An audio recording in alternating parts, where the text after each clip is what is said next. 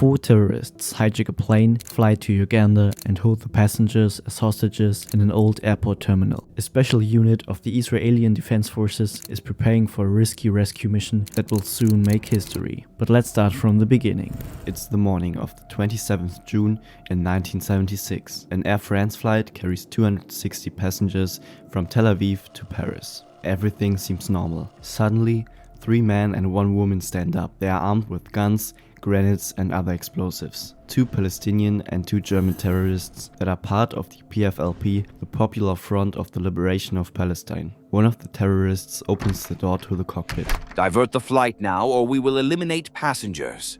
Meanwhile, the terrorists attach explosive devices to the exits and the pilot changes the route. After 3 hours, the Airbus A300 lands in Benghazi Airport in Libya, where it stays for more than 6 hours. One passenger intentionally cuts herself, causing a bleeding abdominal injury, and claims she was experiencing severe pregnancy complications. Because of this, the hijackers released her as the only hostage in Benghazi. The plane is refueled and after 7 hours, it lands in Entebbe Airport in Uganda.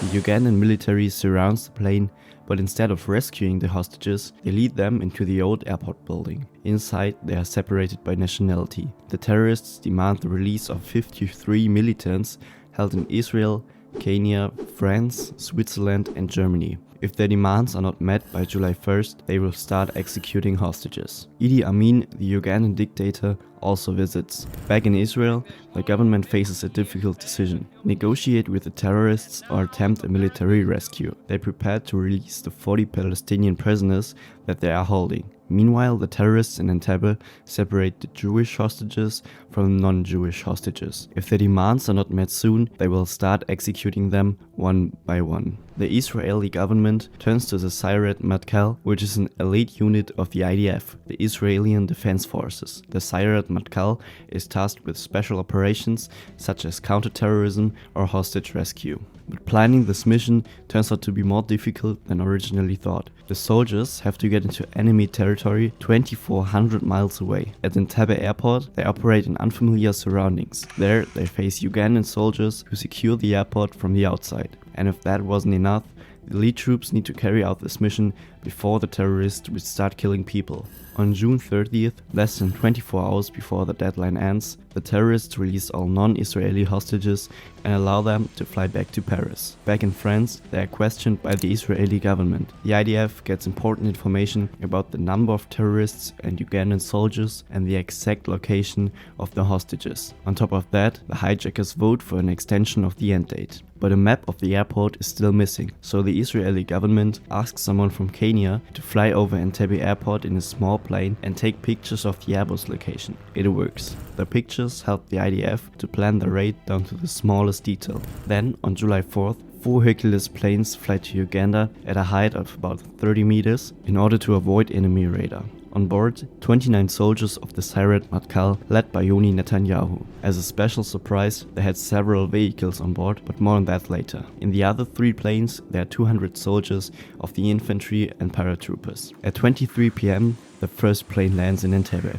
The other soldiers should arrive in about 15 minutes. At the airport, there are around 500 Ugandan soldiers and 15 terrorists. 515 versus 29 men of the Sayeret Matkal. While the plane is rolling towards the old airport terminal, the men get into cars disguised as government vehicles, 1 Mercedes and 2 Land Rovers. They pretend to be Idi Amin, who visits the hostages every day. Then, the operation officially starts. The 3 cars slowly drive towards the terminal. Suddenly, 2 Ugandan soldiers appear in front of the convoy. Yoni Netanyahu only has a few moments to react. Take them down! The first shots are fired. Now they must act quickly before the terrorists start killing hostages. The elite forces run and kill every soldier they see. Inside the terminal, the hostages are in mortal fear. They have no clue who is shooting and why. The first Israelis storm the building and search for terrorists. Then they get to the hostages. Everybody lay down! Despite this instruction, a passenger jumps to greet the rescuers. Wonderful that you are saving me! The Sayeret Matkal troops think he's a terrorist and shoot him. When the room is clear of terrorists, they help the hostages to get through the airplanes. Go outside and follow the lights to the planes. And they start to run. Meanwhile, the last Israeli soldiers are landed and fight against the Ugandan army outside. The evacuation begins. Everyone back to the planes. When all the soldiers are back in the airplanes, they take off. To ensure that they are not persecuted by the Ugandan army, a team destroyed 11 MiG interceptors. On the way home, the troops are told that Yoni Netanyahu, the leader of the operation, didn't make it.